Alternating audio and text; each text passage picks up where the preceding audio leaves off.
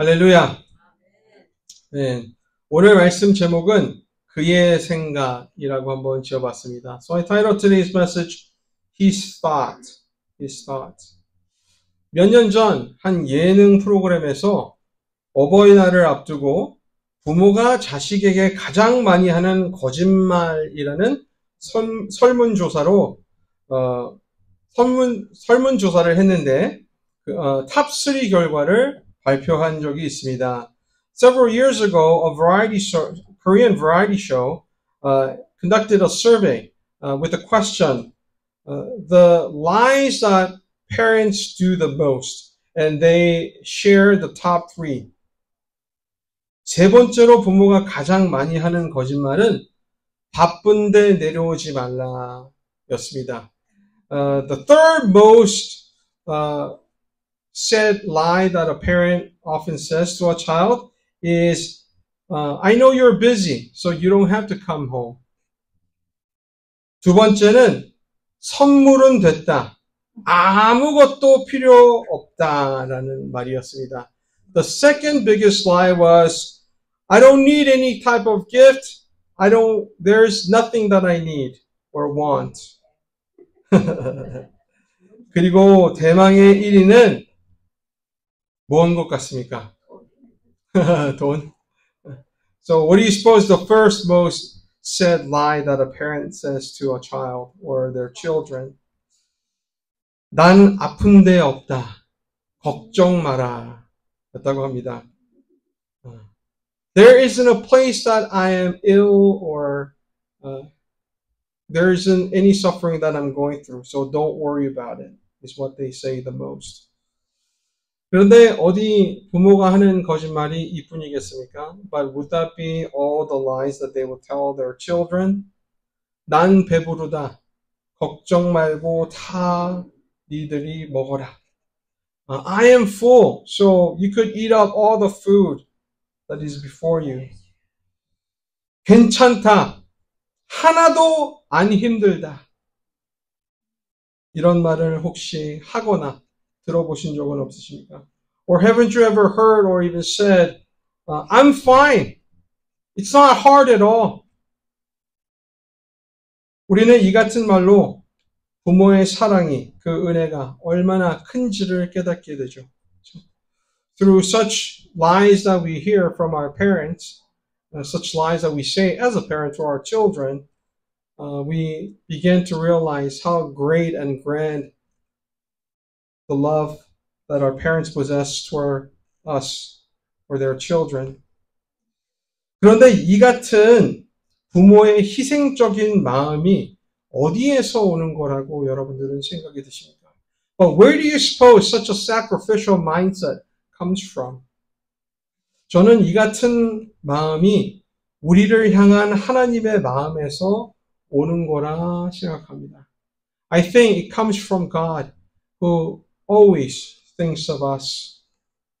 우리를 사랑해서 창조하시고, He created us because He loves us. 우리가 죄로 그의 사랑에서 단절됐을 때는 우리를 구원하시기 위해 인간의 몸을 입고 천국에서 이 세상에 오심을 마다하지 않고 주저하지 않으시고 이 세상에서 사람들과 함께 기뻐하시고 슬퍼하시고 아파하시고 힘들어하신 주님의 마음에서 온 것이라 저는 생각합니다. And when our relationship was broken with God and His love, He did not hesitate. He wasn't reluctant about putting on a flesh to come down this world from heaven to live among us, to be happy like us, to share our sadness, to share our pain, our suffering. I think that's where the sacrificial love of parent comes from. That is from the Lord. 고통스러운 십자가 죽음을 당하시면서까지 우리만을 생각하시고 걱정하신 주님의 마음이라 생각합니다. It's the heart that Jesus possessed even as He was dying on a cross, thinking only of us. I think that's where it derives from. 이 귀한 주님의 마음을 잘 표현하는 찬양이 있습니다. There's a praise song that expresses how much he thinks of us. 오늘 말씀 제목으로도 잘 알려진 그의 생각이라는 찬양입니다. It is the same title as the title of today's message, His Thoughts. 가사 내용은 이렇습니다. And the words are as follows. 하나님은 너를 만드신 분, 너를 가장 많이 알고 계시며 God is the one who has created you, so He knows you the most. 하나님은 너를 만드신 분, 너를 가장 깊이 이해하신단다. God has created you. For that reason, He understands you most. 하나님은 너를 지키시는 분, 너를 절대 포기하지 않으신다. God is always with you. He is by your side. He will never give up on you. 하나님은 너를 지키시는 분, 너를 쉬지 않고 지켜보신단다. God is always going to be with you, guarding you. He will not rest, watching over you. 하나님은 너를 원하시는 분, 이 세상 그 무엇, 그 누구보다. God always desires you. Moreover, anything else that He has created in the world. 하나님은 너를 원하시는 분, 너와 같이 있고 싶어 하신다. God desires you so much that He always wants to be with you. 하나님은 너를 인도하는 분, 광야에서도 폭풍 중에도 늘 너를 인도하는 분, 푸른 초장으로 인도하신다. Even through the storms and the wind, He guides you. He wants to lead you through green pastures. 그리고 후렴에는 이렇게 말합니다. And the chorus says the following. 그의 생각 셀 수 없고 그의 자비 무궁하며 그의 성실 날마다 새롭고 그의 사랑 끝이 없단다. And the chorus says, you cannot count His thoughts towards you. His mercy is endless. His faithfulness is always new. And His love has no end. 어떻습니까, 여러분? So how does that make it sound? 온통 우리만 생각하는 분이라고 여러분 느끼시지 않으십니까? Don't you realize, can't you sense that God is only thinking of you? Our Lord is only thinking of you, concerned about you?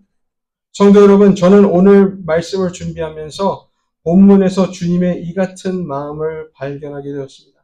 I came to discover this heart that God possesses toward us, our Lord possesses toward us through today's passage. 오늘 본문 내용은 요한복음 13장부터 시작되는 내용입니다. Today's the whole narrative of today's passage begins all the way back from John 13.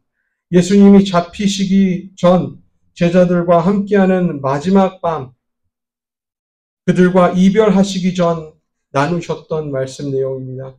It is said by our Lord Himself on the night He was going to be betrayed, spending the last evening with His disciples before being separated from them temporarily. 본문을 보면 아시겠지만 곧 주님이 떠날 것을 바래 근심하는 제자들을 볼 수가 있습니다. You could see through today's passage that disciples are concerned, they're distressed, hearing that Jesus will soon depart from them. 너무나 큰 근심에 빠져 예수님이 어디로 가는지 물어보는 사람 한 사람 없다고 말씀하는 것을 우리가 본문 5절을 통해 볼 수가 있습니다. They were so distressed that no one was asking Jesus where He was going, according to Jesus Himself in verse 5. 그리고 예수님이 떠나는데도 주님을 걱정하는 것보다는 자신들의 앞날을 걱정해 근심하는 제자들을 우리가 6절에 주님이 하신 말로 알 수 있게 됩니다. And we also come to encounter disciples who are concerned for themselves, not for Jesus. Through what Jesus said in verse 6 of today's passage. Instead of worrying where Jesus would be going, they're worried what will be happening to them instead. 그런데 흥미로운 점이 있습니다. But there is something that is interesting about this passage. 예수님은 자신이 어디로 가는지 아무도 묻는 자가 없다고 하셨지만 요한복음 13장을 보면 분명 시몬 베드로가 주여 어디로 가시나이까? 라고 물어보았습니다. What is interesting is that Jesus in today's passage says that there wasn't any one of his disciples asking where he was going. But to be frank, if you were to turn back to John 13, Simon Peter asked this very question to Jesus, asking him, where are you going, Lord? 그런데 이때는 주님께서 너 지금은 따라올 수 없다라고 말씀을 하시죠. But to that, Jesus replies to Peter, where I am going, you cannot follow, he says. 또 요한복음 14장에는 아버지의 집에 거처를 예비하러 간다는 말에 도마가 주여 주께서 어디로 가시는지 우리가 알지 못하거늘 그 길을 어찌 알겠사옵나이까? 라는 말에 우리가 잘 아는 내가 곧 길이요 진리요 생명이니 나로 말미암지 않고는 아버지께로 올 자가 없느니라 라는 유명한 고백이 나옵니다. And also, when you were to look at John 14, as Jesus was talking about returning to the Father to prepare a place for the disciples, Thomas asked Jesus by saying, Lord, we don't know where you are going, so how can we know the way? So Thomas himself asked that question as well about where Jesus was going. And Jesus answered him, and we all know this is a famous confession in our faith, I am the way, the truth, and the life. No one comes to the Father except through me. 그렇기 때문에 예수님이 오늘 보면 5절에 자신이 어디로 가는지 묻는 자가 없다고 하신 말씀이 이해가 되지 않을 수가 있습니다. So, it might be a little confusing to hear Jesus saying, there isn't anybody asking where he was going, as like it is said in verse 5. 하지만 아주 이해가 되지 않는 것은 아닙니다. But it is not completely out of reach to understand. 이전에 베드로와 도마가 한 질문들은 예수님이 떠날 시에 자신들이 어디로 가야 하는지를 전제로 하고 있다면 이번에 5절에 예수님께서 하신 말씀은 예수님 자신이 어디로 가는지에 대한 관심이 제자들에게는 없었음을 말씀하고 있는 것입니다. The difference between when Peter and Thomas asked Jesus where he was going versus when Jesus was telling the disciples there is no one asking him of where he was going is that when Simon Peter and Thomas asked, they were more interested in where they were going to be going when Jesus left. Right? It was more self-oriented. But in today's passage, what Jesus was trying to relay is the fact that no one is having any interest on where Jesus was going to be going for himself. 이 말씀은 요한복음 14장 28절의 말씀을 반영하고 있다고 저는 생각합니다. I think this echoes what Jesus said in John chapter 14 verse 28. 내가 갔다가 너희에게로 온다 하는 말을 너희가 들었나니 나를 사랑하였더라면 내가 아버지께로 감을 기뻐하였으리라. Jesus says, you heard me say I'm going away and I am coming back to you. If you love me, you would be glad that I am going to the Father. 이 말을 다시 하자면 예수님께서는 아버지께로 돌아가는 것이 슬퍼할 일만은 아니라 말씀하고 계신 것입니다. To say this in another manner, what Jesus was trying to relay to his disciple was that him departing them isn't just a sad story. Isn't something to be just saddened or concerned about. 예수님이 어디로 가시냐는 질문에는 제자들이 아버지께로 돌아가는 주님과 함께 기뻐해 주기를 원하는 기대의 마음이 담겨 있었던 것입니다. Perhaps Jesus had an expectation, wanting to celebrate with his disciples, the fact that he was going to be returning to the Father. 제자들로부터 예수님 아버지께로 돌아가심을 축하드려요! 라는 말씀을 듣고 싶으셨던 것은 아닌지 생각하게 합니다. Maybe Jesus was expecting them to say, Jesus, congratulations. You will soon be returning to the Father. 그리고 예수님 그동안 부족한 우리들과 함께 동고동락하시느라 수고가 많으셨습니다. 와 같은 기대가 담겨 있었던 것은 아닌가 싶습니다. And perhaps Jesus was wondering or expecting that disciples would rejoice with him by saying, Jesus, job well done for bearing through us, living with us, going through our lackings and enduring them. You've done well. 하지만 이 기대와는 반면 제자들은 6절에 도리어 내가 이 말을 함으로 너희 마음에 근심이 하였도다 하신 것처럼 이 말은 우리 이제 어떡하지? 에 더 포커스가 맞춰 있었다는 것입니다. But contrary to Jesus' expectation, as what Jesus says in verse 6, the disciples rather were filled with grief because Jesus said these things about his departure. To say, it caused them to wonder, what's going to happen to us? Instead of asking, where was Jesus going? 성도 여러분, 이 같은 모습은 우리의 모습이라고도 생각이 듭니다. I think these are some of the ways how we are in our relationship with the Lord. 말로는 예수님 감사합니다. 예수님 사랑합니다. 예수님이 최고이십니다. 라고 하지만 속으로는 나의 이득만 생각하고 나의 안위만 생각하는 이기적인 마음을 갖고 사지는 않으시는지요. We say, Jesus, thank you. We often say, Jesus, we love you. You're the best. But in our hearts, we are only caring for our own sake, our own safety, our own success, our own being in a selfish manner.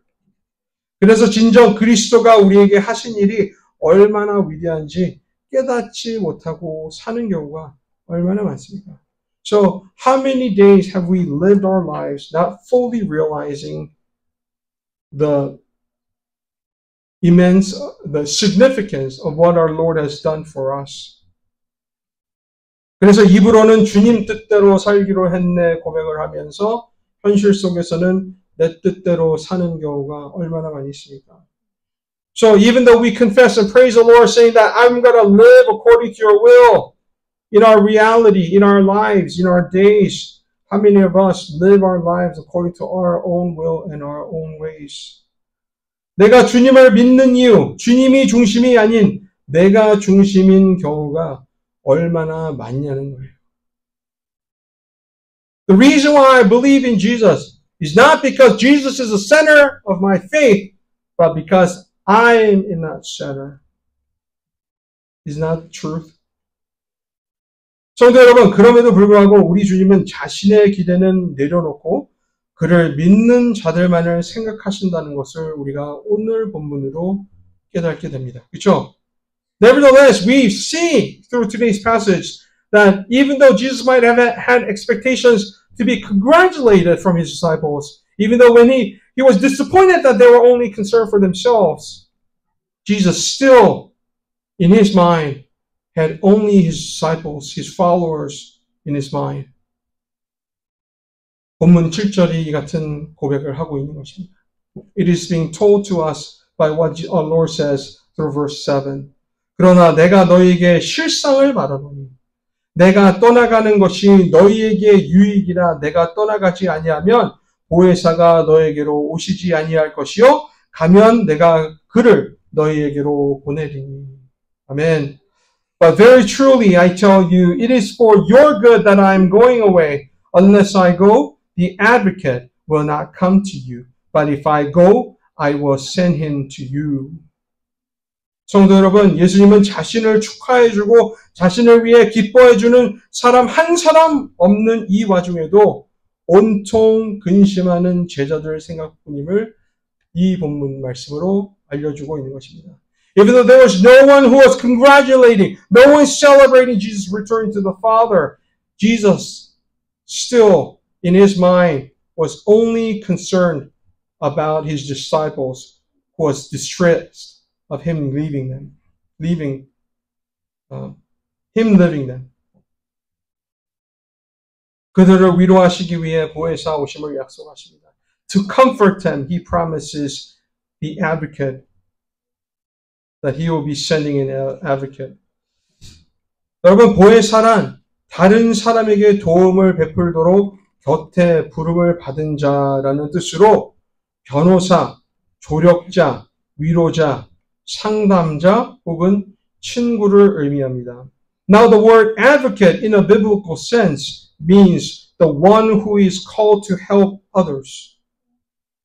And it can also mean an advocate, as it is recorded in today's passage, a helper, comforter, counselor, or even a friend.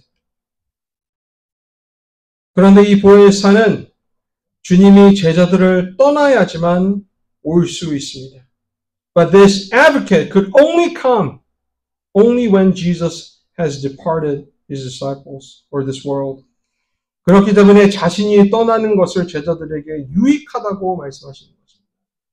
That is why he is saying it is better that he leave so that he could send this advocate to them. 그런데도 이해가 되지 않을 수가 있습니다. Even then, it's hard to understand this, what Jesus is telling them. 왜 예수님과 보혜사 성령님이 같이 할 수 없습니까? 하고 질문할 수 있습니다. Maybe there are some of us who is asking and wondering, why couldn't Jesus exist? Jesus be together with the advocate all at the same time? 그 이유를 말씀드리겠습니다. Let me share the reasoning behind it. 그 이유는 보혜사 성령님이 오심은 예수님이 십자가 죽음을 다하셨다는 증거를 하기 위해 오시는 것이기 때문입니다. The reason for that is because the reason why the Holy Spirit is coming as an advocate is to witness and testify that Jesus had died and resurrected. Died on the cross and resurrected. 그래서 8절로 11절에 말씀하시는 것처럼 예수님의 십자가 죽음과 부활로 이제 그는 의를 말씀하실 수 있게 되셨고 죄를 책망하시고 심판하실 수 있는 자격을 갖추게 되는 것입니다. So what Jesus says through verses 8 through 11, because Jesus was fulfilled his death on the cross and resurrected, that he is now able to say what righteousness is. He could condemn sin and he could judge the wicked. 이 일을 하기 위하여 보혜사 성령님이 이 세상에 보내신 것입니다. And to do this work, to do this ministry is the reason why Jesus sent the advocate. 우리는 이 같은 보혜사 성령님의 사역이 우리랑 무슨 관련이 있는지 의문을 가질 수가 있습니다. And maybe even through this saying, we might be wondering, so what does that have to do? What does the Holy Spirit judging, condemning have to do with me? 그런데 직접적인 이유가 있습니다. But there is a direct correlation to Spirit judging and condemning. 죄를 심판하시고 의를 말씀하심으로 주를 믿는 자들을 위로하시는 것입니다. He is comforting believers by judging the sin, condemning the sin, and speaking of righteousness. 왜냐하면 진정으로 주를 믿는 자들은 시험을 피할 수 없기 때문입니다. The reason for that is because when you try to truly live up to faith, then you cannot avoid trials and temptations. 또 핍박을 피할 수 없기 때문에 보혜사 성령님이 죄를 심판하시고 의를 말씀하시는 것이 주를 믿는 자들에게는 위로가 되는 것입니다. And another reason is because believers cannot avoid persecution against them. That Spirit, our advocate, judging the sin and speaking of righteousness becomes our comfort and encouragement. 성도 여러분, 주를 믿고 산다는 것이 얼마나 어렵습니까? How difficult is it to live by faith? 알아주는 사람 한 사람 없는 것처럼 느껴질 때도 있지 않습니까? Doesn't it sometimes feel like no one cares, even though you do your best to live by faith? 남들은 믿지 않고도 다 잘 사는데 나는 뭘 하고 있는가라는 생각을 할 때 내가 믿음대로 살려고 노력한 것이 헛된 것이 아니라 옳은 것이라, 의로운 것이라 심판에 말씀해 주시는 보혜사 성령님이 있으니 우리에게 이 같은 약속이, 성령님의 이 같은 강림이 얼마나 큰 위로가 됩니까? When we wonder, what am I doing with my life when it seems like non-believers' life is much better than mine? There is an advocate who is speaking to us, telling us, you're doing the right thing. You're living by faith. You're living in righteousness. So how wonderful, how encouraging would that be when we are discouraged, trying to do our best to live in faith. 진정 주님의 생각이 우리만으로 가득 찼다는 것을 말해주니 얼마나 감사한 일입니까? So don't you come to realize that this all goes to show that Jesus our Lord is thinking only of us, that His thoughts preoccupy only us. 그래서 성령 강림 주일을 우리가 기념하는 것입니다. And that is the reason why we celebrate the Pentecost Sunday. 2000년 전 예수님은 이 세상에 오신 목적을 십자가에서 다하시고 부활 승천하셔서 다시 오실 날만을 기다리고 계십니다. Our Lord, after He has accomplished His death on the cross and resurrected and ascended to heaven, He's waiting on that very day to return to meet with us again. 그때까지 그의 영인 보혜사 성령님을 우리 삶에 인정함으로 위로받고 기뻐하는 우리 모두가 될 수 있기를 주님의 거룩한 이름으로 축원합니다. Amen. Until then, let us acknowledge the Spirit of Christ who is with us, our advocate. Then let us be encouraged and let us renew our joy in Him until we see Him again. Amen? Amen. 기도합니다.